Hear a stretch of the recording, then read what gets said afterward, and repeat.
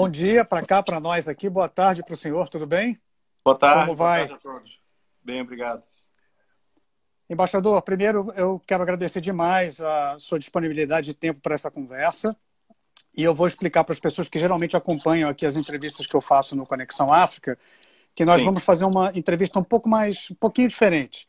Ela vai ser um pouco mais objetiva, mais rápida, porque, sim, obviamente, o senhor está sendo acionado aí por diversas fontes e precisa dar atenção a todas as pessoas que estão te pedindo informações, entrando em contato, etc. e tal. Então, mais uma vez, eu quero agradecer demais a disponibilidade de tempo que o senhor teve para conversar aqui, falar um pouquinho sobre esses assuntos quentes que estão acontecendo aí no Mali, né? obrigado. Então, eu queria, a primeira pergunta, já saber como é que o senhor tomou conhecimento da derrubada do presidente Ibrahim Boubacar Keïta e do primeiro-ministro, do Boubou Cissé. Sim, Como é que essa informação chegou aí? sim, obrigado, Alexandre. É um prazer falar com você novamente. Agradeço também a sua audiência, os seus ouvintes e o interesse pelos assuntos da política externa e da África e do Mar em particular. Eu tomei conhecimento do motim através de fontes que nós temos na Embaixada do Brasil, fontes minhas diplomáticas, fontes no governo local. Não foi através da imprensa, porque a imprensa no Mali ela tarda um pouco a atualizar as informações. E, evidentemente, o Mali vinha sofrendo uma crise política desde junho, sobretudo, né, mais intensa, com a formação do movimento M5, que pedia a renúncia do presidente Keïta. E no dia do motim em si, eu comecei a receber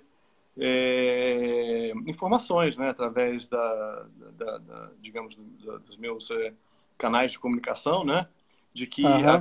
havia esse levantamento na base de Kátia. Isso já foi de manhã cedo. Evidentemente, as informações a gente hoje em dia tem que processar com muito cuidado, porque a gente sabe que tem muita fake news que circula nas redes sociais. Sim. Eu já tive a experiência no Mali de receber informações que se referiam, na verdade, a eventos que aconteceram 2, 3 anos antes e vídeos, né? Isso é muito comum. Às vezes você recebe vídeos, informações de coisas que são do passado. E ao longo dessa crise, desde junho, também aconteceu muito isso. Eu recebi muita informação que às vezes procurava dar um tom mais grave, né? Sobretudo ao que estava acontecendo no dia das manifestações. E quando a gente se dava conta, eram vídeos que muitas vezes não eram nem do Mali, eram de outros lugares. Ou informações que a gente recebe, aqueles encaminhamentos de WhatsApp e tudo mais. Então, hoje em dia, nós, como você sabe muito bem, temos que tomar muito cuidado com as informações que a gente recebe para não se precipitar. Mas, ao longo do dia, através das fontes que eu tenho diretas, né, eu finalmente fiquei sabendo que, de fato, o motim tinha levado à prisão do presidente Keïta e do seu primeiro-ministro já no final da tarde, né? Então, a partir daí, nós começamos a passar as informações mais claras para o Ministério das Relações Exteriores. Sim, o senhor sabe por que tanto o presidente quanto o primeiro-ministro foram levados para essa base militar de Kati? Qual é a importância dela aí? Ela fica próxima de Bamako, que é a capital, né? 15 Sim. quilômetros é muito pertinho, né? Mas por que eles foram levados para lá? A base de Cati, ela é praticamente dentro da cidade, ao norte, um pouco um subúrbio ao norte de Bamako. Bem, se você me fez essa pergunta no dia em si, né, do levantamento, eu não teria condições de te responder naquele momento. Mas hoje, passados 2 dias, eu já tenho informações que explicam que o motim, aparentemente, ele não foi a obra isolada de um grupo de rebeldes do oficialato das Forças Armadas do Mali. E no nível mais de coronéis, ele foi, de certa forma, coordenado com uma base mais ampla dentro das Forças Armadas do Mali. Portanto, ele sofreu muito pouca resistência, ou seja, não sofreu resistência, na verdade. Se vocês forem ver Aham. bem, não houve uma tentativa de contragolpe, não houve uma resistência da base oficialista das Forças Armadas. O que houve foi a detenção do presidente Keïta, do seu primeiro-ministro, e de algumas autoridades do seu gabinete, inclusive também do Ministério da Defesa e de outros estamentos das Forças Armadas. Mas até em número relativamente pequeno, e não houve uma reação explosiva, no sentido do que você pode imaginar num cenário desse que preocupa no dia, que seria uma contra-reação, né? Um contragolpe imediato, com violência, com tropas nas ruas, etc. Quem esteve mais nas ruas foi uma parcela da população que apoiava esse levantamento e esse movimento. Portanto, até onde nós sabemos, o motim ele não foi um ato isolado, ele foi um ato um pouco mais coordenado, e ele se deu na esteira do movimento político que aconteceu desde junho, mais consolidado, né? Que envolvia partidos da oposição e uma importante liderança religiosa do país, pedindo a renúncia do presidente Keïta. Eu quero falar sobre esse líder religioso já, mas o senhor falou sobre o apoio que o motim, o golpe, né, de Estado teve do oficialato, né? Uhum. O que se tem de informações aqui também é que alguns oficiais de alta patente também foram presos lá na base militar de Cati. E acho que o único militar, pelo menos, que apareceu, né, logo depois do pronunciamento do presidente, né, porque o golpe seguiu aí um receituário que já é um receituário bem conhecido na África Ocidental e aqui em alguns países da América Latina, né? Você amotina, você prende o presidente e depois você obriga o presidente a ir à televisão e anunciar que renunciou em rede nacional de televisão e de rádio, né? Que rádio também é muito importante. Mas acho que o único que fez um pronunciamento oficial mesmo foi um oficial da aeronáutica, o Ismail Waguer, se não me engano, né? Que inclusive intitulou o movimento, o golpe, como Comitê Nacional pela Salvação do Povo, ou seja, eles dizem que eles estão fazendo isso em nome da população e não em nome de uma parcela do oficialato e tal. Né? E o que ele fez, na verdade, quando ele fez essa declaração na televisão, foi tentar convencer a população, e eu acredito também que é a opinião pública internacional, de que não foi um golpe, mas uma tomada de poder para estabilizar o país. Né? O país estava sofrendo essa instabilidade toda, como ele deixou a entender? Veja bem, o Mali vem sofrendo uma realidade muito difícil, né? Desde 2012, quando houve o golpe contra o então presidente Traoré e se iniciou essa era de cooperação internacional, parcerias com a ONU, a França, a União Europeia e outros países para tentar reduzir a incursão dos grupos armados terroristas no país, né? O golpe de então ele teve muita semelhança com o levantamento que aconteceu agora, uma insatisfação dos militares com a condução da política do país, especialmente no que diz respeito ao tema da segurança e do combate aos grupos terroristas, né? Naquele momento, a situação era muito mais grave, porque os grupos terroristas estavam muito próximos da capital e o Mali tinha umas forças armadas muito mais frágeis do que tem hoje, né? Depois de todos os... Vou até mostrar o mapa aqui, para as pessoas poderem ter mais ou menos. O mapa está ao contrário, né? O que é ruim, mas a capital fica mais ou menos aqui. E aqui a gente tem a região central e norte, que estão tomadas por grupos insurgentes jihadistas e também um grupo independentista que é ligado aos Tuaregs aqui nessa região. Azawad, grupos dos Tuaregs. Mas, desde 2012, o Mali vive uma situação, como dizia, muito difícil. O presidente Keïta herdou já um cenário muito complicado. Ele foi eleito nessa transição do movimento militar que derrubou o então presidente e da convocação de novas eleições, né, alguns meses depois. Algo que basicamente se repete agora, ou se espera que se repita agora.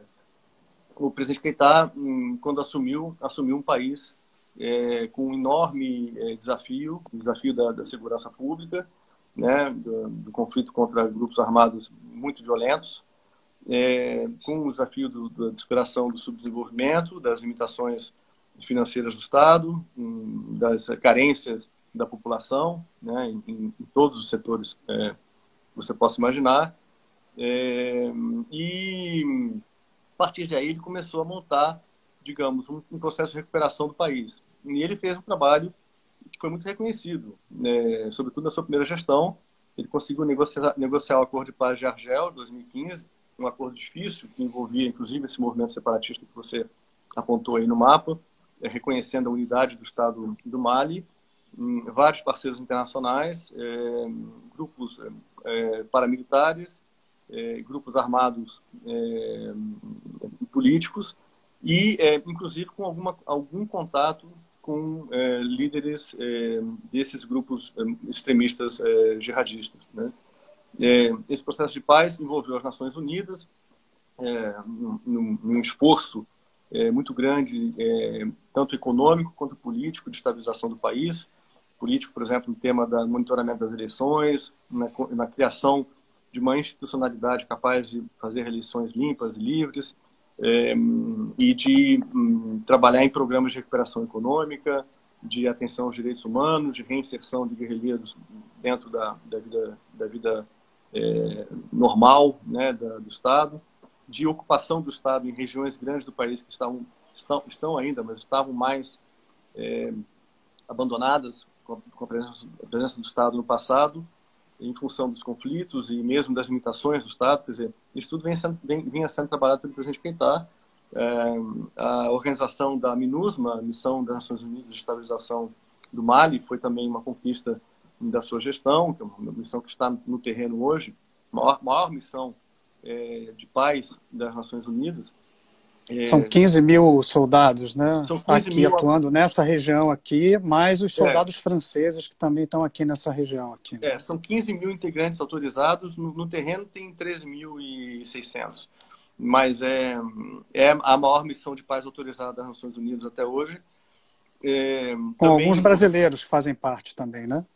O Brasil faz parte da operação civil, né? Não faz parte da operação militar, né? Nós temos brasileiros atuando na administração da MINUSMA no Mali. E o presidente Keïta começou um processo muito grande de pacificação política e militar do país, de parcerias para o desenvolvimento, e iniciou um processo de cooperação muito forte internacional, do qual o Brasil vem participando e aumentou a sua presença a partir de 2019, na gestão do ministro Ernesto Araújo, do presidente Bolsonaro. E nós atuamos também na área de defesa com o Mali, né, com a exportação de aeronaves militares, formação, treinamento de pilotos. Esse processo que com o Brasil se faz é um processo que se faz desde o presidente Keïta, muito forte com a União Europeia, com os Estados Unidos, mas especialmente com a União Europeia. A União Europeia tem uma missão de treinamento militar no Mali que resgatou a moral das Forças Armadas em equipamentos, preparação, formação, salários e tudo isso. Nesse sentido, até não era muito crível uma insurreição militar contra o presidente, porque ele teria mais ou menos as Forças Armadas sob o seu comando. Mas o que acontece é que no segundo mandato do presidente Keïta, já há muitos anos, depois de 2012... 2018, né? Sim. O senhor, inclusive, assumiu a embaixada em 2018, logo depois das eleições, né? Eu assumi logo no início do segundo turno, né? 3 de janeiro de 2019, poucos meses depois. Mas o presidente Keïta, aí já estava no seu segundo mandato, e o segundo mandato num país com tantas dificuldades, ele, evidentemente, é um mandato difícil, né? Quando a necessidade de apresentar resultados não é uma coisa tão fácil, né? Quer dizer, o conflito armado no Mali é de uma dimensão tão complexa, né? E os desafios do desenvolvimento do Mali são tão antigos, né? Que, evidentemente, é difícil um presidente, em 4 anos, mostrar resultados milagrosos. O processo lá é um processo lento. O próprio acordo de paz se cobrava muito dele, resultados do acordo de paz, das metas que estavam previstas lá, que eu te mencionei, né?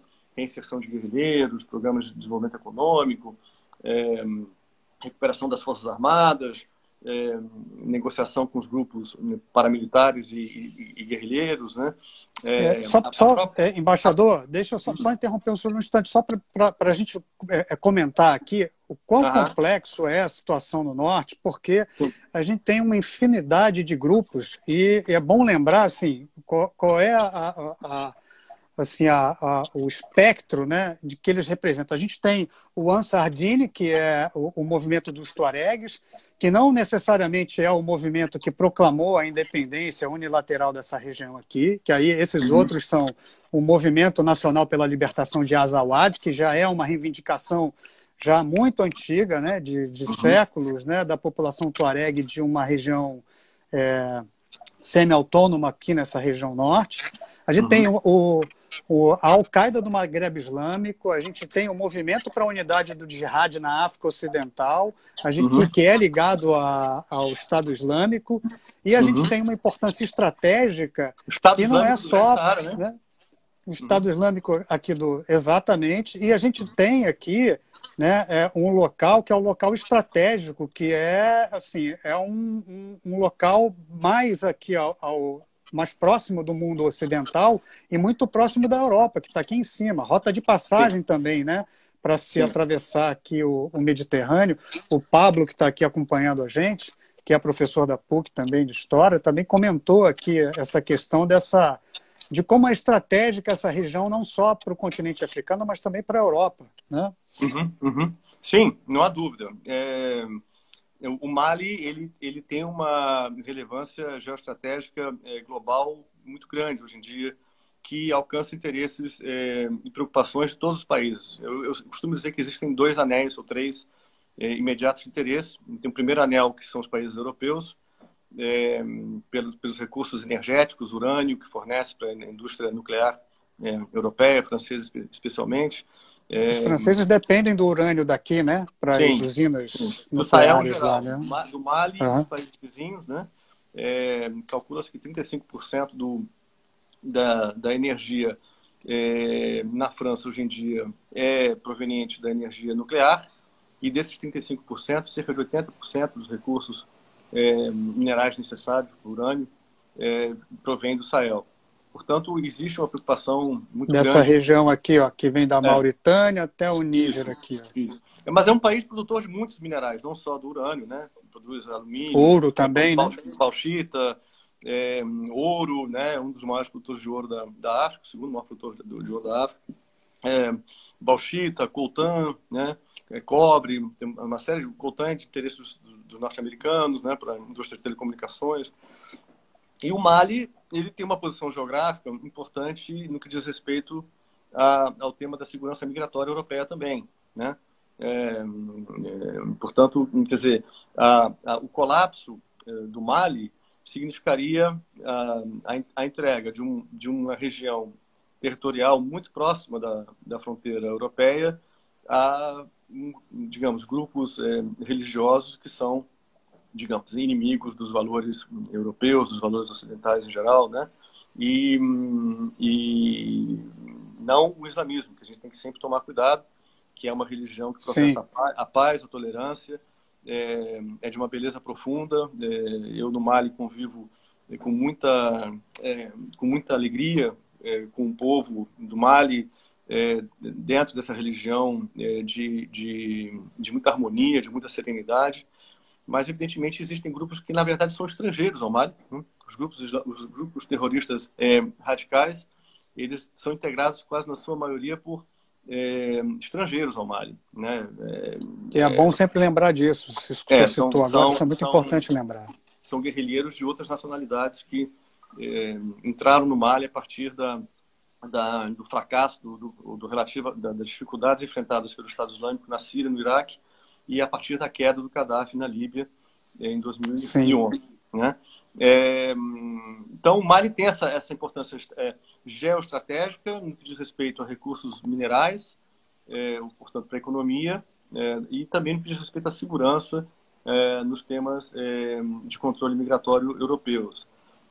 Por outro lado, ele tem, dentro desse primeiro anel, um interesse muito grande para os norte-americanos, porque, evidentemente, uma região, um território dessa dimensão, no norte da África, que pudesse cair nas mãos de um regime, de um califado, né, islâmico, assim, radical, com base na lei da Sharia, digamos que é o que propugna no autodenominado Estado Islâmico, isso poderia se irradiar, se espalhar pela região, e E desestabilizar todos esses países aqui, né? Estabilizar todos Todos esses esses, né? países, já, digamos, na fronteira do Ocidente clássico, né?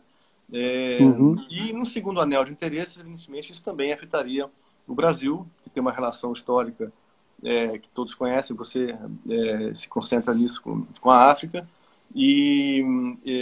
mas o Brasil tem uma relação histórica com a África democrática, né? Ou, digamos, mesmo que sofra processos de ruptura, é uma África que busca trabalhar dentro da democracia, trabalhar com valores, de certa forma, universais, respeitando as tradições e culturas próprias. E seria mais difícil para o Brasil trabalhar, ou cooperar, ou atuar com uma África que fosse, digamos, dominada por um sistema que propunha o Estado Islâmico, que aí eu costumo dizer que a gente tem que entender que o Estado Islâmico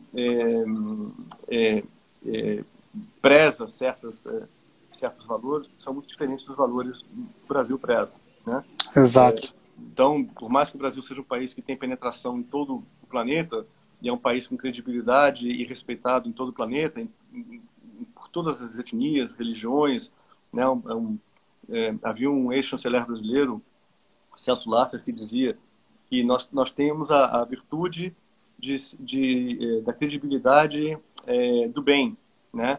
De um país que conseguiu conviver com diversas culturas em paz e, ao fazer isso, conseguiu espalhar esse sentimento para essas culturas do mundo afora e criar uma capacidade de confiança internacional que poucos países têm. Isso nos dá a capacidade de mediação em vários conflitos, em várias áreas de interesse global, porque as partes normalmente confiam na boa vontade e no espírito construtivo da diplomacia brasileira. Ainda mantemos essa imagem, embaixador, aí, no Mali? Sim, eu acho que mantemos. A nossa diplomacia ela tem um fio condutor muito claro, né? Ao longo dessas décadas todas.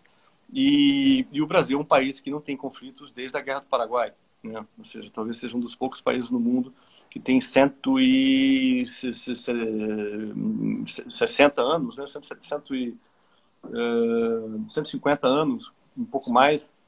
Quase 160 anos, mais para 160. Isso, de paz com seus vizinhos, né? Ou de paz na região. Eu queria perguntar uma coisa para o senhor. O senhor falou sobre essa relação entre o Brasil e o Mali. Sim, podemos voltar a isso já, mas queria aproveitar e falar sobre as primeiras reações ao golpe de Estado, né? Sim,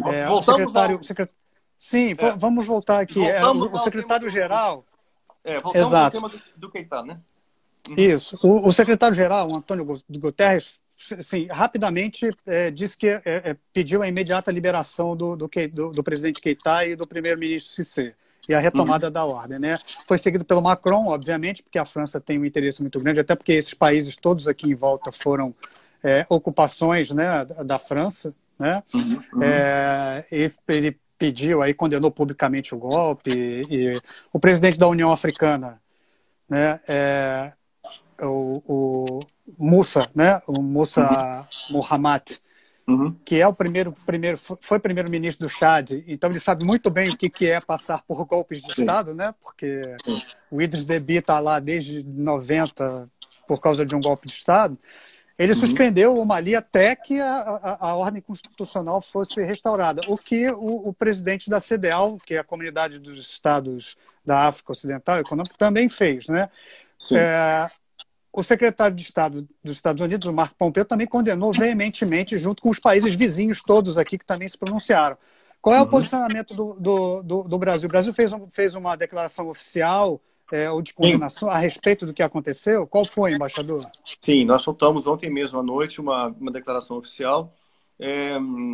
Como te comentei no início, as primeiras notícias do levantamento, do motim, da insurreição, elas precisavam ser confirmadas por mim, através das fontes que nós temos, porque nós temos o cuidado de não nos precipitarmos, né, a emitir notas antes de conhecer o aspecto global da situação. Nós normalmente não, salvo em grandes situações humanitárias,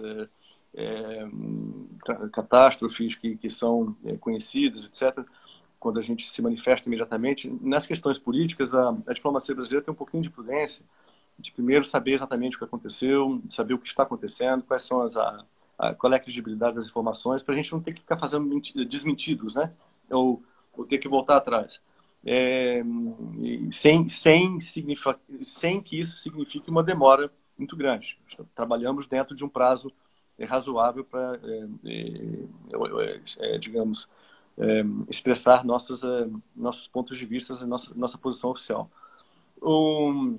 Num primeiro momento, houve uma reação dessas entidades, desses governos que você mencionou, Nações Unidas, alguns países, conclamando pelo retorno imediato do presidente. Mas veja bem, como nós precisamos ter cuidado, porque o próprio presidente foi à televisão depois anunciar a sua renúncia. Nós sabemos que a renúncia foi pressionada, mas as autoridades do Mali, inclusive da base oficialista, não quiseram desde o princípio passar a impressão de que havia uma ruptura da ordem democrática constitucional, né, de que houve um golpe de Estado, né. Mas Keita... quando você prende o presidente, o primeiro-ministro, você fecha o Congresso, manda todo mundo embora. Não tem como você tentar defender que não é um golpe. Exato, mas o presidente Keita, ele foi à televisão anunciar que ele renunciava pelo bem do povo para evitar um banho de sangue no país, né? Sim, é uma declaração até um pouco constrangedora, né, dele, né? Porque, evidentemente, ele estava sendo obrigado a dizer aquele... Isso. E a renúncia dele, no final das contas, era o que vinha sendo pleiteado pelo movimento político civil desde início de junho, né? Eu, enfim, vinha falando sobre o que tinha levado ao desgaste do presidente à sua queda. Poderia voltar a falar sobre isso em breve, mas agora a gente está falando sobre a posição brasileira.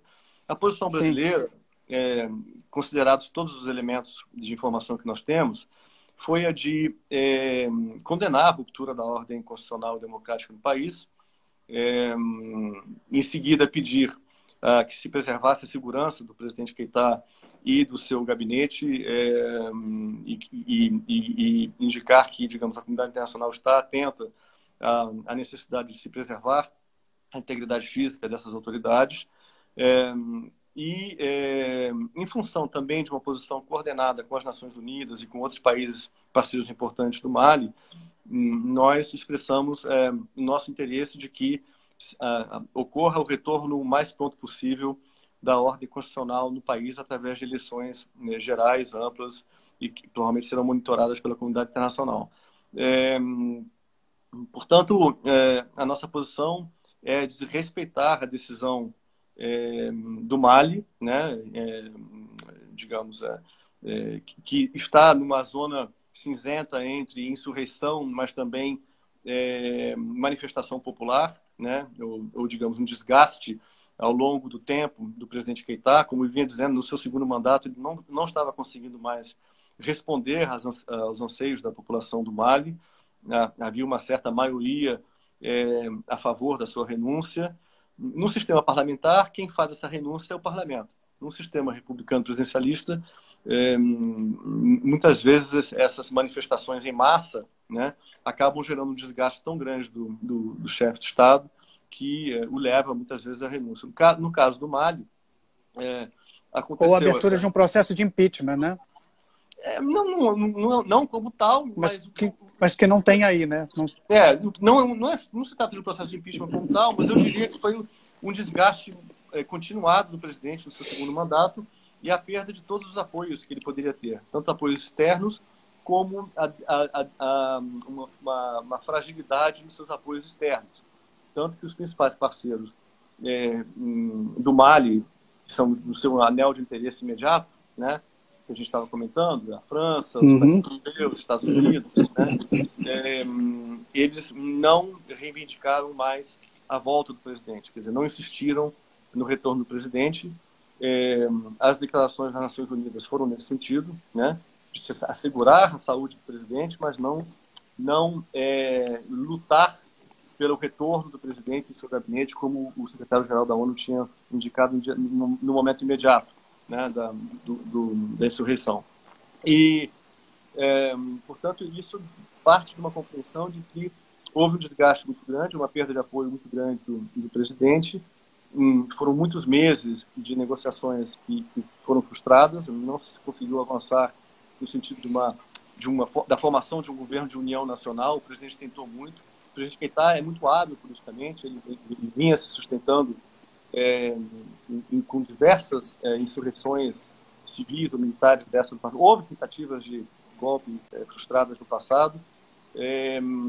Houve muitas manifestações de rua e a sua própria eleição foi contestada, o seu segundo mandato foi contestado pelo principal líder da oposição. Portanto, a sensação que existe é de que ele vinha gestionando crise atrás de crise e não conseguia dar atenção aos problemas do país, né? A questão securitária, os temas do desenvolvimento econômico, né? A gestão pública, na área de educação, greves que se prolongavam durante muitos meses. Greve dos professores, né? Que foi um golpe bem profundo aí, né? Há que lembrar que no ano passado ele já tinha sofrido um movimento de contestação que quase pede sua renúncia, pediu a renúncia do primeiro-ministro, Maïga, no ano passado. Ele vinha resistindo a demitir o seu primeiro-ministro, isso foi em março, abril do ano passado. Uhum. Esse movimento já tinha a presença do líder religioso Dicko na oposição. Quero falar sobre ele também, embaixador, porque eu acho que ele é uma figura, interessante. Queria que o senhor contasse um pouquinho, porque a gente estava fazendo comparações aqui entre as semelhanças de 2012 e agora, né? Sim, claro, por favor. Para terminar esse raciocínio do Keïta, o seu desgaste, a perda de apoios internos, externos e a posição brasileira. Portanto, ele já vinha sofrendo essa oposição. Ele teve que entregar o primeiro-ministro ano passado, mudou todo o gabinete no ano passado, que é uma situação já traumática, né? E nesse ano ele não conseguiu, apesar de ser muito hábil politicamente, ele não conseguiu se sustentar mais. Acho que a oposição já não se interessava mais por um governo de união nacional. Ele tinha demitido a Corte Constitucional, que é o órgão eleitoral, mas isso também não satisfez. A CDL tentou negociações que foram frustradas. Portanto, ele ficou, digamos, numa sinuca, de certa forma, Keïta, né? A sensação que existia era de que era uma questão de tempo, né? Nos meses de julho e agosto, houve uma certa pacificação por causa, sobretudo, das festas religiosas do país, né? E agora, em agosto, retomou-se o tema e esse movimento de insurreição, que está vinculado às manifestações de rua e foi coordenado, como se vê, não houve uma tentativa, pelo menos até agora, de contragolpe. Portanto, o desgaste do presidente e a sua renúncia fazem com que a comunidade internacional não insista nas horas seguintes, já no dia seguinte, na sua volta, mas insista, sim, em que a transição política democrática se faça o mais rápido possível, né? Através da convocação de eleições. E foi o que pediu o Conselho de Segurança, né? O Conselho de Segurança, de certa forma, amenizou um pouco as críticas do Guterres, né? Exatamente. O Conselho de Segurança, eu não diria amenizou, avançou, porque as coisas avançam muito rápido, né? Os fatos vão sendo conhecidos muito rapidamente. Por isso que o Brasil tem uma certa cautela em emitir opiniões precipitadas, e prefere esperar os acontecimentos, sobretudo numa região que não é o entorno imediato nosso, né? Onde a gente também depende de subsídios adicionais e de conhecer o que está acontecendo com mais cuidado. Portanto, nós nos demos conta que a situação não configurava um estado de uma insurreição sem base popular, ou sem apoio popular, ou sem apoio político dentro do próprio país. Portanto, quem somos nós para contestar as decisões tomadas pelo povo e pelas autoridades do Mali? Portanto, nós, na nossa posição é de pedir a segurança do presidente, estaremos atentos a isso, né, de que não haja violência, conclamar as autoridades do governo de transição e conclamar as autoridades do governo de transição a apressarem o retorno à normalidade democrática e à ordem institucional constitucional do país, né? E nesse meio tempo, nós também tomamos com satisfação a informação de que o governo de transição continuará trabalhando com a comunidade internacional, com as Nações Unidas, com seus parceiros, respeitará os acordos internacionais, as parcerias que já estão em vigor. Não sabemos quanto tempo vai durar. O governo de transição não anunciou a data das próximas eleições. Imagino que eles também terão que processar isso tudo com cuidado. Existe a pandemia ainda no país, isso foi uma das grandes críticas. Exatamente. Né? Criticou-se muito o presidente pelas fraudes eleitorais, supostas fraudes eleitorais, e pela organização de uma eleição no momento do ápice da pandemia no Mali, quando se conclamava a prorrogação do pleito, mas o presidente Keïta, naquele momento, considerava que não devia adiar mais. Esse pleito já vinha sendo adiado desde 2019. Ele considerava que não deveria adiar. A pandemia no Mali não pegou tão duro, mas está presente. Mas, independentemente disso, quer dizer, houve muita abstenção, né? E os resultados estariam indicando que alguns milhares de votos foram anulados, mas que a maioria dessas anulações seriam de candidatos da oposição. Isso foi o estopim da crise do presidente. Foi a partir daí que ele começou a perder a legitimidade muito mais rapidamente, né? Outros elementos agregaram a isso, que já eram questionamentos históricos, que vinham sendo agregados a isso. Como mencionei a você, a questão da segurança, do combate ao terrorismo, que se criticava muito o presidente por não mostrar resultados, apesar da grande ajuda internacional. Os conflitos intercomunitários, o sequestro do líder da oposição, Soumaïla Cissé, também foi digamos, um passivo muito grande para a gestão do Keïta. Bom, as greves no setor da educação, o tema da corrupção, ou seja, o presidente Keïta perdeu a capacidade de aglomerar apoios em torno dele. E isso fez com que o desgaste fosse muito grande e com que ele não conseguisse se sustentar mais. Portanto, a posição do governo brasileiro no sentido de não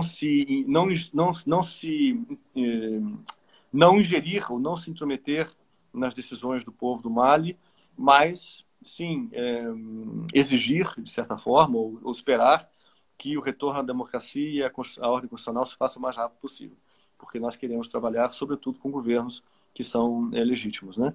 E bom, esse é o panorama da nossa posição, né? Sim, importante porque está alinhado com o que os países vizinhos também estão pedindo, e a CEDEAO e a União Africana suspenderam momentaneamente o Mali até que a ordem constitucional se restabeleça. Seja de que forma ela se restabelecer, né? Agora, o senhor embaixador só falou sobre a presença desse líder, que é o líder do Alto Conselho Islâmico, né? E que ele tornou, de certa forma, a balança muito menos favorável ao Keïta, né? A presença dele, se a gente fazer uma comparação, né, entre o golpe de 2012 que tirou o Toumani Touré do poder e esse de agora, tem várias semelhanças, mas tem um fator que é um fator novo aí, que é a presença desse líder religioso fazendo uma campanha e angariando as pessoas e levando as pessoas às ruas para fazer protestos, né, contumazes contra o governo, né? Quem é esse líder, o Mahmoud Dicko? Né? O senhor pode contar para a gente quem é esse personagem e qual foi o papel dele nessa crise política aí? O Mahmoud Dicko era presidente do Alto Conselho Islâmico do Mali até o ano passado, uma entidade muito poderosa no campo da religião, porque o Mali tem 95% da sua população professando o Islã. E são influentes abessas, têm uma força de influência muito grande no país inteiro. Exatamente, mas não é uma entidade política, né? Não é uma entidade... Sim, a princípio, né? O Mali, inclusive, tem um dado interessante, que é um dos poucos países de predominância muçulmana que tem uma constituição laica, né? A Constituição do Estado, ela separa a religião do Estado. No Mali não existem, digamos, imposições do Islã sobre a sociedade civil, né? existe liberdade de culto, liberdade de expressão, existe um tratamento, digamos, completamente separado entre os interesses do Estado e a religião. Mas não completamente separado, porque 95% são muçulmanos. Portanto, eu costumo dizer que o Alto Conselho Islâmico do Mali, ele tem um papel um pouco assim como de um rei, né? De uma rainha, que não tem função política, mas que expressa ou dita as posições que deveriam ser seguidas pelo governo, né? Quer dizer, diz o que o povo espera do governo, né? Isso a gente percebe muito nas monarquias europeias, por exemplo, né? Os reis não governam, mas eles vão à televisão, vão a público. No caso do imã Dicko, ele ia às ruas, né? Ou nas suas preces, né? Ele dizia para os governos o que se esperava que acontecesse em todos os temas, né? O tema da educação, da segurança pública, combate à corrupção, dos programas de desenvolvimento, enfim, da criminalidade. Tudo isso vinha sendo sempre tratado, porque também faz parte da vida civil, né? As igrejas não estão dissociadas da vida civil da população, então também é normal que o imã, apesar de não ter um papel político, ele nas suas manifestações ele se expresse como cidadão também, né? E ele tem um poder de mobilização enorme, né? Ele tem um poder de mobilização enorme. Ele, no ano passado, se colocou mais frontalmente contra o tema da presença das forças estrangeiras no país, pediu resultados mais rápidos ou a retirada dessas forças em prazo de tempo mais curto e começou a se desentender com o presidente Keïta nesse terreno e, como eu comentei há pouco, ele esteve por trás do movimento de pedido de renúncia do primeiro-ministro Maïga, naquele momento, também se desentendeu com o presidente, ou seja, rompeu-se a relação... Aí saiu vitorioso, né, com o pedido de substituição do primeiro-ministro. Saiu vitorioso, mas houve ali uma espécie de um entendimento, uma concertação, no sentido de que, olha, o governo acede, mas a liderança religiosa tem que diminuir a sua participação, a sua expressividade. E aí, naquele momento, o Dicko renunciou à presidência do Alto Conselho Islâmico, entregou essa presidência a um outro imã, Haidara, que é mais proclive ao governo, e passou a atuar mais independente, quer dizer, criou-se um grupo chamado Grupo de Amigos do imã Mahmoud Dicko, que não seria um partido político, mas seria um movimento no sentido de expressar as insatisfações em relação à gestão do presidente. A partir do ano passado... Ele já se pronunciou oficialmente depois do golpe aí, embaixador? Eu não sei se nas últimas horas, sim, mas até nas últimas horas não, né? Ele se manteve em silêncio, até porque a pauta que ele estrategicamente, defendia, né? A pauta que ele defendia se cumpriu, né? Pelo meio que fosse, eles preferiam que o presidente renunciasse já por sua livre e espontânea vontade, e o presidente acabou renunciando através de um motim de uma insurreição militar. E, portanto, o Mahmoud Dicko, desde o ano passado, ele começou a se dissociar do governo, né? E passou a atuar de forma mais independente e acabou se aliando aos partidos políticos no início desse ano, através desse movimento M5, e ele tem essa capacidade de mobilização, como você falou. Então, a cada convocatória do M5 para que a população fosse às ruas, ele começou a conseguir mobilizar dezenas de milhares de manifestantes pedindo sua renúncia. O papel dele, portanto, é um papel muito importante, é um papel que deve seguir sendo importante para as próximas eleições. Evidentemente, ele não se candidata, né? Ele já anunciou que ele não é um candidato político, mas ele vai provavelmente participar, de certa forma. Sim, faz parte do jogo político também isso, né? Dos eventuais próximos candidatos, ele vai provavelmente se aliar a um ou outro, né? Isso que o senhor falou é muito importante. Assim, a influência desse cidadão, né, do Dicô aí, e como um catalisador disso que acabou de acontecer. O fato dele estar quieto, dele não ter se pronunciado, também é um fator político importante, porque significa que ele não quer se aliar num primeiro momento aos Sim, revoltosos, né, ao golpe, sim, né? E sim. isso também diz bastante sobre quais são as estratégias políticas dele também, né? É.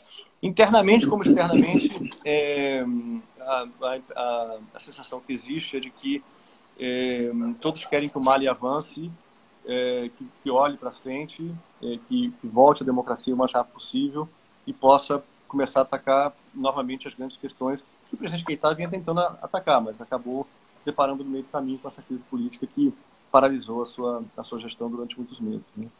Até Portanto, porque também sim, essa região aqui ela não está pacificada, né? Não está não, pacificada, está em processo de. isso. O Macron já disse que não vai tirar os soldados franceses, a MINUSMA continua atuando normalmente, foi isso que É, foi o mais recado, né, que o importante, Conselho de Segurança deu ontem e tal, né? mais importante do que o que expressa o Macron ou o Conselho de Segurança é que os próprios integrantes do governo de transição manifestaram o seu interesse em seguir trabalhando com a Sim, sim. comunidade internacional, né? Quer dizer, não se trata, nesse caso, de uma revolução popular islâmica, né? Como nós tivemos no caso do Irã, né, em 78. Uhum. Né?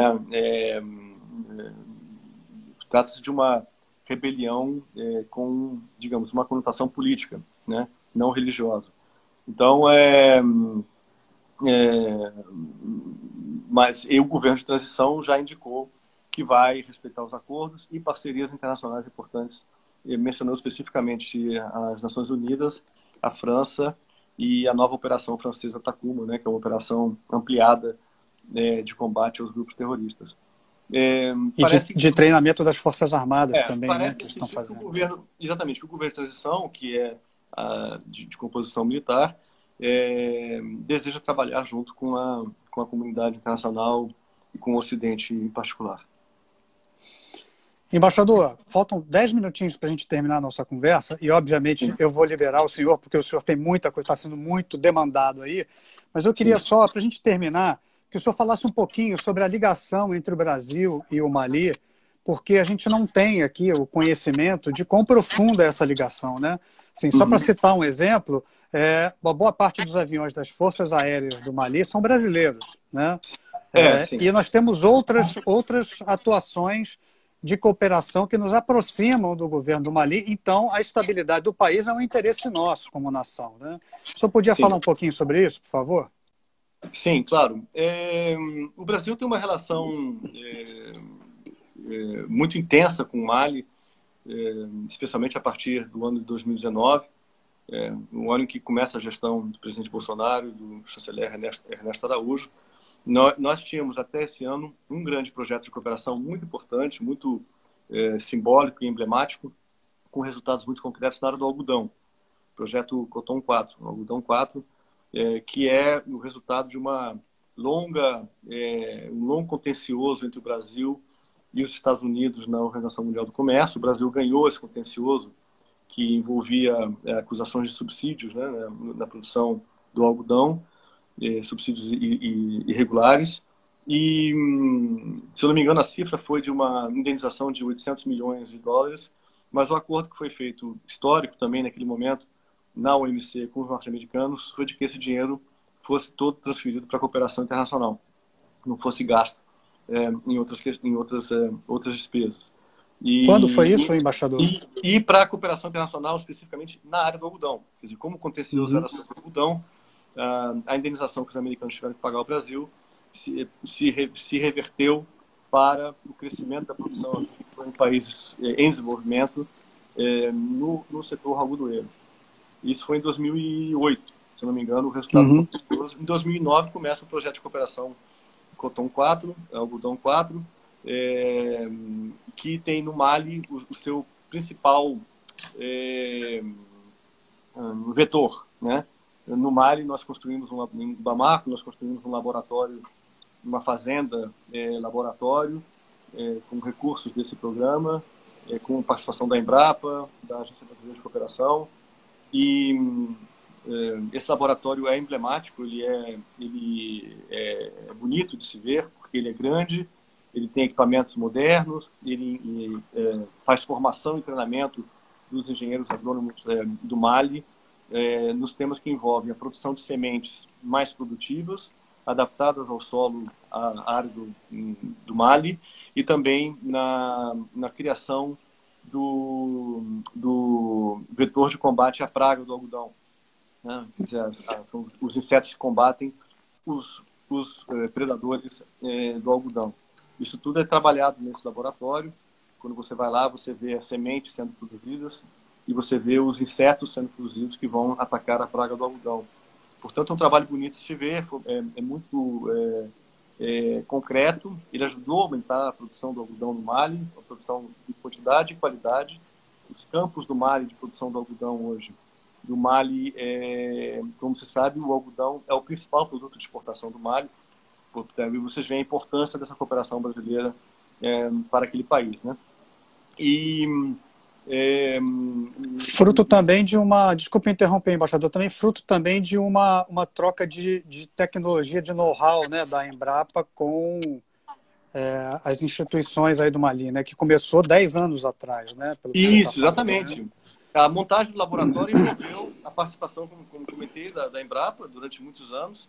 Depois a Embrapa pôde entregar a administração do projeto para os próprios marinenses e para a Agência Brasileira de Cooperação, que é a gestora do projeto junto com a Embaixada do Brasil. E eu já estive várias vezes nos campos de produção de algodão do Mali, no sul, aqui da capital, Bamako, e eu vi os campos com as sementes já distribuídas, começaram a ser distribuídas com maior intensidade a partir de 2019, né? Porque até 2002 havia a pesquisa e produção das sementes e testes. A partir de 2019 nós começamos a distribuir essas sementes através da empresa malinesa de desenvolvimento têxtil, né? Que é uma grande empresa com muita capacidade, uma estrutura muito forte. Começamos a distribuir essas sementes para os produtores do Mali. Bom, mas aí, a partir desse projeto, em 2019, nós decidimos ampliar a base da cooperação. Recebemos uma cooperação que é sempre feita à medida do que o Mali precisa, do que as autoridades pedem. Ela jamais é uma cooperação que exige nada ou que impõe nada. É uma cooperação que trabalha nas necessidades do Mali. Para isso, nós precisamos ouvir, né, as autoridades do Mali. Esse foi o trabalho nosso na Embaixada, de ir atrás das autoridades nos diversos campos de atuação e oferecer o nosso conhecimento, né, a nossa infraestrutura de cooperação, da Agência Brasileira de Cooperação e das instituições, universidades brasileiras, instituições públicas que trabalham com a Agência Brasileira de Cooperação. A partir daí, nós ampliamos o projeto de cooperação do algodão para os seguintes projetos adicionais. Um projeto de tratamento de solos, recuperação de solos, sobretudo na área do algodão, decorrente de erosão. Um projeto integral que envolve formação e treinamento de agricultores, um tratamento de doenças endêmicas que atingem as famílias dos produtores nas zonas do algodão, né? Nós levamos médicos brasileiros, engenheiros agrônomos, engenheiros civis, né? Nós trabalhamos a parte de infraestrutura, recuperação de infraestrutura urbana e agrícola para evitar a erosão de solos. Ou seja, ele não é só econômico, né? Ele é social também, né? Tem uma faceta social importante. Os nossos projetos de cooperação, eles são integrais, né? Eles desenvolvem vários aspectos e são muito concretos. Nós estamos construindo cisternas nas regiões que nós trabalhamos como projetos pilotos nessa área de tratamento de solos. Esses projetos são sempre feitos nos moldes daquelas que são feitas no interior do Ceará, né, lá na região do Exatamente, tal, né? exatamente. Nossos projetos sempre trabalham com regiões piloto, laboratórios e, a partir daí, transferência de tecnologia e conhecimento sem contrapartida, né, para as autoridades e técnicos do Mali. Depois disso, nós aprovamos e já está em implementação um projeto de desenvolvimento da pecuária. Depois, no mesmo ano, negociamos um projeto de desenvolvimento da piscicultura. no mesmo ano, um projeto de trabalho decente que envolve, digamos, a educação dos produtores para evitar o trabalho infantil, né, o trabalho em condições inadequadas. Esse é um projeto que a gente trabalha com a OIT, A Organização Internacional do Trabalho. Organização Internacional do Né? Trabalho. Uhum. Também começamos um projeto de cooperação na área de merenda escolar, né, com a Secretaria da Ação Social.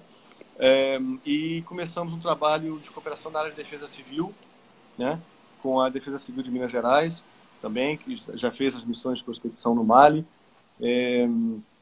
No momento, estamos considerando um projeto de cooperação na área de biocombustíveis, também.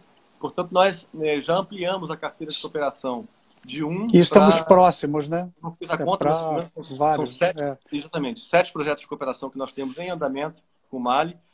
Foi bonito de ver, é bonito de ver. Nós temos várias missões brasileiras que têm ido ao Mali em 2019. A bandeira do Brasil circula pelo interior do país, né? As delegações do Brasil estão ali no interior também. E nós, com isso, digamos, construímos uma relação de confiança ainda mais forte com o Mali. Conseguimos confirmar a primeira visita de ministro das Relações Exteriores do Mali ao Brasil, de que se tem conhecimento desde a independência do Mali, visita oficial. Né? Não foi possível por causa da Covid, né? Mas ela acontecerá, né? Isso. O ministro Ernesto Araújo confirmou, recebeu o ministro Tiamé, que agora já não é mais, mas confirmou recebê-lo em 5 de maio passado. A pandemia atrasou isso, mas nós vamos reiterar esse convite assim que as condições de transporte internacional permitam. Nessa visita... Embaixador, só para lembrar aqui, a gente vai fechar aqui em 20 segundos. Tá. Nessa visita... Deixa eu entrar para a gente se despedir, para a gente fechar isso e se despedir. Podia usar o Instagram graças a você, Alexandre. Mas serve para isso também, né? Assim, essas situações servem para isso, para a gente ir dominando a tecnologia. Isso. Embaixador, o senhor estava terminando o seu raciocínio falando sobre essas cooperações entre o Brasil e o Mali, porque eu acho que é importante, né, a gente saber que, apesar de nós estarmos um pouco distantes, digamos assim, em termos de atenção na mídia, etc. e tal, com o continente africano, de alguma maneira existem projetos de cooperação que começaram a ser gestados lá atrás, há pelo menos 10 anos, ou quando o embaixador Celso Laffer era o nosso premier e o presidente Lula começaram a montar, e que eles, claro que eles estão frutificando, né? Se a gente deixar, eles vão frutificar, como é o caso do Mali, em que o governo atual ampliou, né, essas cooperações. Eu acho importante a gente falar disso, né, porque existe uma ligação que a gente não pode deixar de lado. A gente tem uma ligação, por mais que ela não esteja assim ela não seja tão conhecida, não seja tão pública, mas existem essas relações que são essas relações entre governos e essas relações de cooperação, que o Brasil é muito bom nisso de relação de cooperação, né? Sim. De fato, como estava comentando, o projeto Âncora, que começou a cooperação com o Mali em 2009, foi o projeto do algodão. Esse projeto se desenvolveu durante 10 anos e até 2018, e com grandes resultados, como eu vinha dizendo, né, com a expansão da produção de algodão, que é o principal produto de exportação do Mali, graças à tecnologia brasileira, aos técnicos brasileiros, à atuação da Agência Brasileira de Cooperação, da Embrapa. Mas o ponto importante no novo governo, em 2019, foi dar impulso e receptividade à ampliação, mas ampliação por 7, né? Nós multiplicamos por 7 o número de projetos de cooperação com o Mali efetivamente no campo hoje, né? Eu mencionei todos aqueles projetos: tratamento de solos, pecuária, piscicultura, defesa civil, merenda escolar e trabalho decente na área, sobretudo, de proteção da infância, né? E estamos trabalhando um novo projeto de biocombustíveis. a visita do ministro das Relações Exteriores do Mali ao chanceler Ernesto Araújo, que foi confirmada em 5 de maio passada, que foi atrasada por causa da pandemia. Nessa visita, nós já temos um instrumento de cooperação na área de defesa, que também vai ser, evidentemente, o primeiro acordo de defesa com o Mali, que é muito importante, porque abre campo para não só a educação, formação e treinamento das Forças Armadas do Mali, mas também para o intercâmbio de equipamentos, de fortalecimento institucional das Forças Armadas do Mali. Isso tudo se gestionou a partir de 2019, na gestão do presidente Bolsonaro e do chanceler Ernesto Araújo. Porque isso tudo envolve recursos, né? Envolve apoio a missões que vêm do Brasil. Nós, para você ter uma ideia, em apenas 2 meses eu recebi mais ou menos 30 brasileiros, técnicos brasileiros. Teve um momento em que eu tive 4 missões de cooperação em Bamako ao mesmo tempo. Quer dizer, a embaixada teve que se readequar a essa estrutura. A nossa cooperação se faz muito com a Agência Brasileira de Cooperação, com instituições públicas brasileiras e universidades. A Universidade de Lavras, por exemplo, está profundamente envolvida nesses novos acordos, entusiasmada. Mas nós também procuramos ampliar a base da cooperação da área agrícola para outras atividades, né? Como políticas públicas, defesa civil, biocombustíveis e defesa, né? Quer dizer, os chanceleres já intercambiaram textos de um acordo de cooperação na área de defesa que foi enviado pelo Ministério da Defesa para mim recentemente. Eu submeti às autoridades do Mali. Assim que a situação se normalizar e nós conhecermos as novas autoridades, a gente vai poder retomar essa visita de alto nível, né? Nós temos o comércio importante com o Mali na área militar, as aeronaves brasileiras. Você disse, são o principal, não são o único equipamento da Força Aérea do Mali, são os aviões brasileiros. Olha. A Força Aérea do Mali tem as aeronaves Super Tucano e tem helicópteros da China. Os outros equipamentos militares que estão no Mali hoje são os que estão temporariamente no terreno, que são das Nações Unidas e da França. Então, inclusive os Super Tucanos têm tido uma atuação muito importante no combate aos grupos armados terroristas. O reconhecimento da sua eficiência foi dito no governo anterior, muito contato com o chefe de Estado-Maior da Força Aérea, com o ministro da Defesa, e eles me relataram todos os pormenores de como essa aeronave ela muda a equação do combate interno. Um pouco como na Primeira Guerra Mundial, vocês se lembram que o papel da aviação mudou o destino da Primeira Guerra Mundial, né? O papel da aviação, sobretudo com a aeronave Super Tucano, é capaz de mudar a relação de forças no combate aos grupos armados terroristas, né? Porque é uma aeronave muito adequada a esse tipo de incursão de altitude e baixa velocidade no combate a esse tipo de guerrilha. E isso envolve também toda uma área de comércio de equipamentos, acessórios, né? E treinamento, né? Formação e treinamento. Também, no ano passado, tivemos as exportações de 12 ônibus da Marco Polo. Um outro projeto de cooperação que eu estou trabalhando com o Ministério dos Transportes aqui é o da renovação, ou, na verdade, a revolução do sistema de transporte público da capital, Bamako. E, evidentemente, isso tudo fica agora um pouco interrompido pelas mudanças de governo, mas a gente vai ter que retomar esses entendimentos. E existem vários outros estudos de cooperação com o Mali, um na área de transformação do algodão, porque o Mali só industrializa 1% do algodão que produz. Né? Ele vende bruto, né? Eles exportam algodão bruto. Né? A indústria têxtil no Mali é muito reduzida.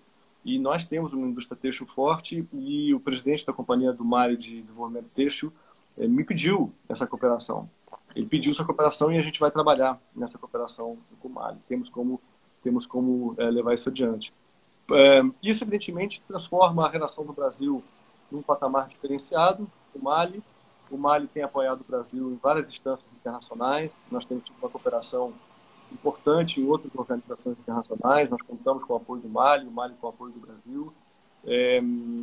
Portanto, nós começamos a incomodar, né, aqueles parceiros tradicionais, no bom sentido. Sim.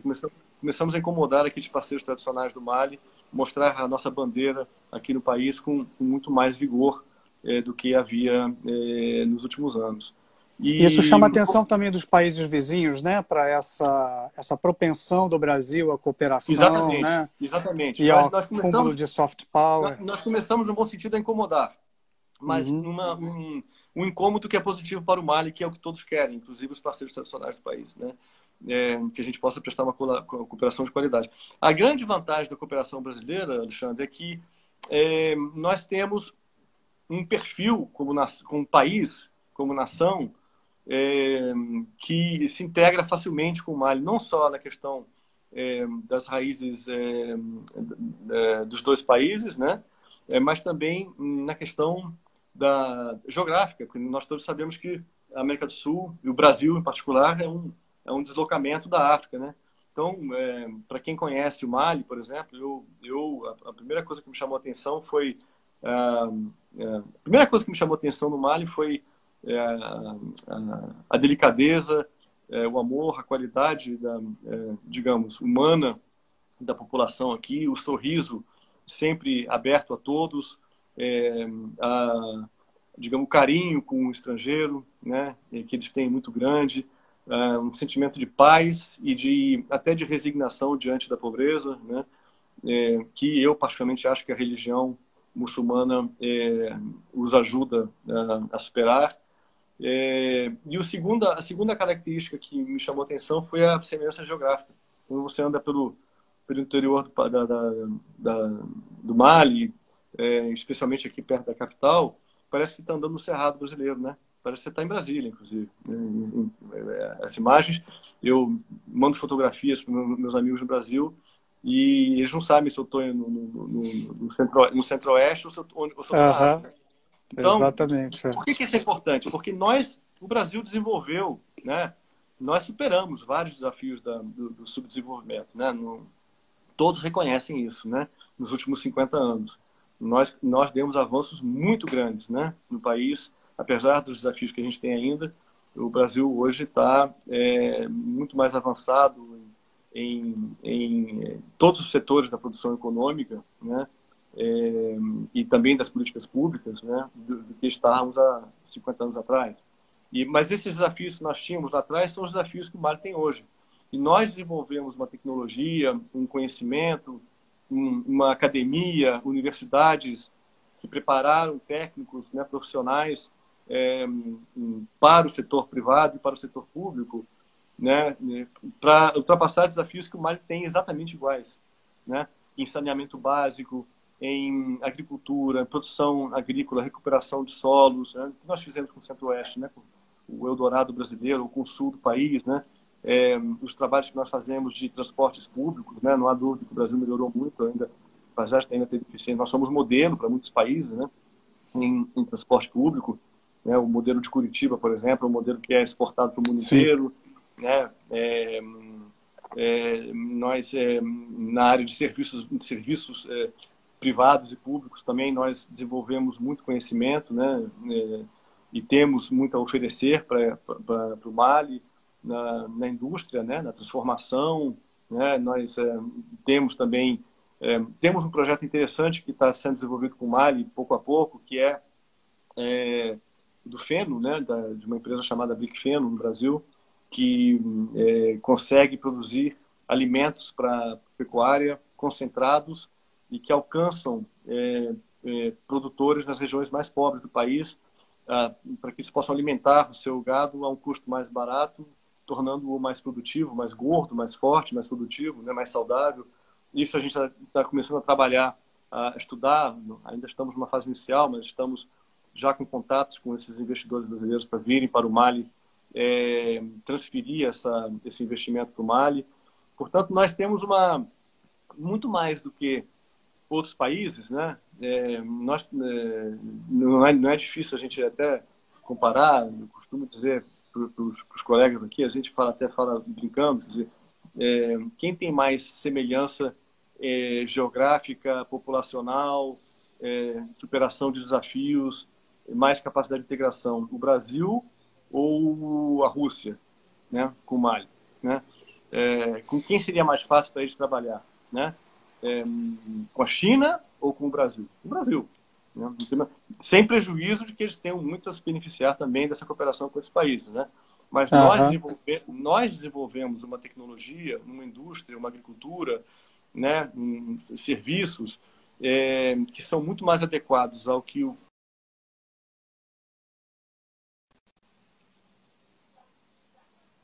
outros países, sem prejuízo do trabalho que eles fazem, que também é maravilhoso aqui, né?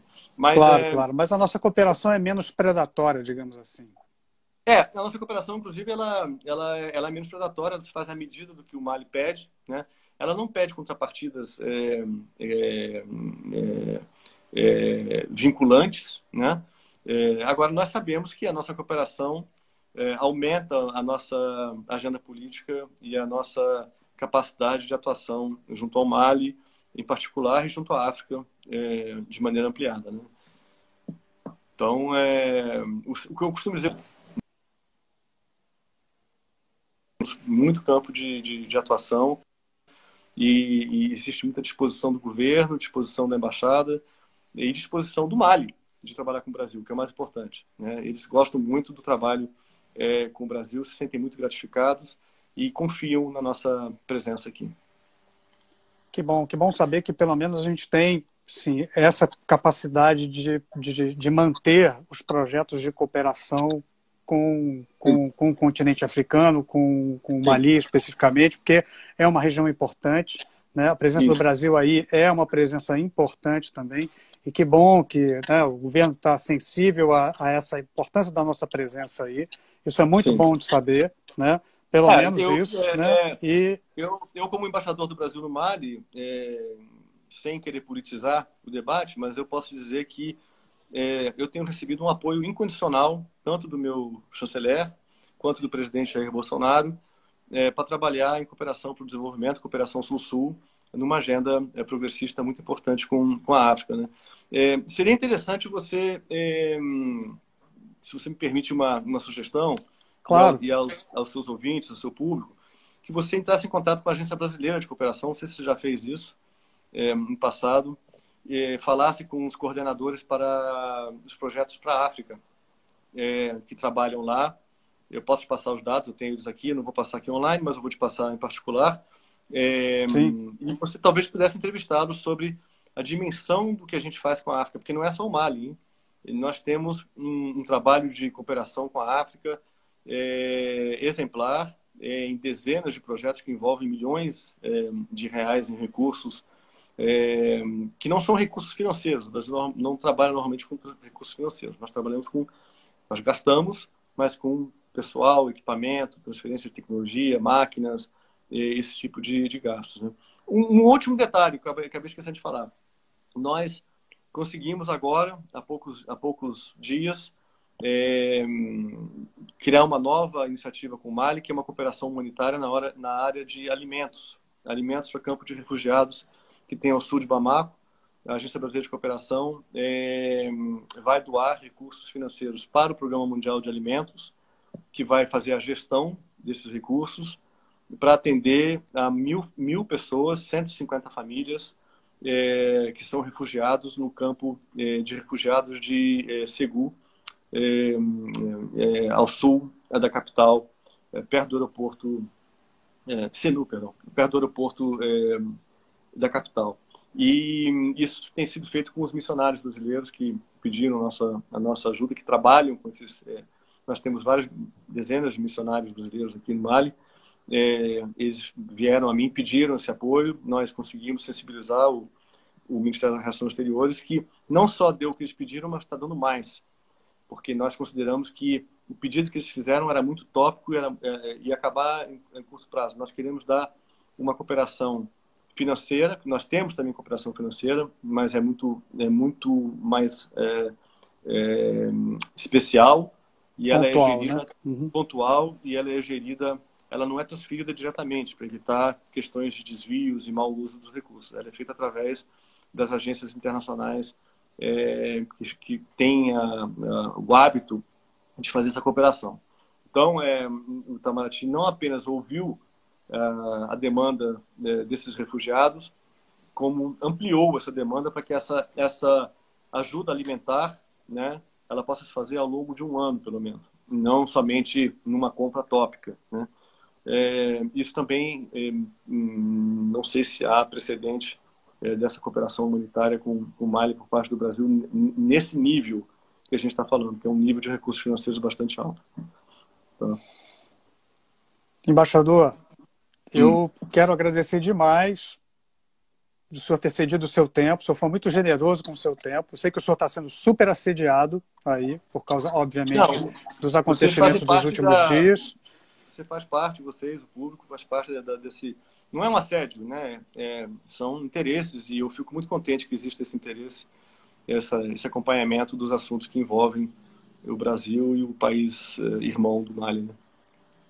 E acho importante, o senhor é uma autoridade, então, assim, as análises que o senhor faz aí do que está acontecendo em volta é bom para que o senhor nos traduza para nós, né, os sentimentos, o que realmente está acontecendo aí, qual é o posicionamento do Brasil aí nesse momento, que é um momento de instabilidade, não só no Mali, mas também para toda a região, né? Está todo mundo em compasso de espera para saber o que vai acontecer, né? Quem vai ser o poder constituído que vai ocupar esse vácuo que, por enquanto, está se mostrando aí, né, no Mali. Então, assim, muito obrigado pelas suas análises, muito obrigado pela generosidade com o seu tempo, por o senhor ter trocado conosco suas impressões, um pouco do trabalho, né, que o Brasil está desenvolvendo aí, porque eu acho importante sempre falar isso, né? Sim, nós temos uma presença que é uma presença importante no continente africano, e é bom saber que o senhor tem condições e tem a possibilidade de ampliar essa cooperação, isso é muito bom saber disso. E eu quero agradecer demais novamente pela generosidade do tempo e por o senhor ter, né, separado esse momento para conversar com a gente, uma conversa franca, uma conversa boa, sobre as suas impressões, falando para nós, né, o que está acontecendo aí nesse momento, que é um momento de tanta insegurança, né, aí, né? Então, eu quero te agradecer demais, muito obrigado, embaixador, e bom trabalho para o senhor aí. Tomara que a situação se amaine, né, que a situação fique mais tranquila e que não haja nenhum tipo de ameaça ao trabalho diplomático em Bamako. Nesse ponto, como eu comentei para você, a situação, passados os momentos iniciais de incerteza, ela se acalmou. Nós não podemos prever, né, os próximos dias, mas a tendência é de que a insurreição tenha refletido, digamos, uma dificuldade de sustentação do presidente Keïta, um desgaste, uma perda de apoios internos, uma renúncia à qual ele foi levado, mas a sensação que nós temos é que o povo do Mali, as autoridades do Mali querem ir adiante, querem ir para frente, e a comunidade internacional também, né? Quer ir para frente, quer que se faça uma transição o mais rápido possível, para que se possa voltar à ordem constitucional e para que a gente possa, digamos, voltar à normalidade absoluta no país. Esse é o desejo que nós temos de respeitar, digamos assim, o Mali e as suas decisões internas, sobretudo assegurando a integridade do presidente Keïta, mas, como disse, trabalhando agora no sentido de esperar uma transição política o mais rápido possível, a convocação das novas eleições dentro do ambiente de paz, que é o que as autoridades do Mali têm manifestado que querem fazer, e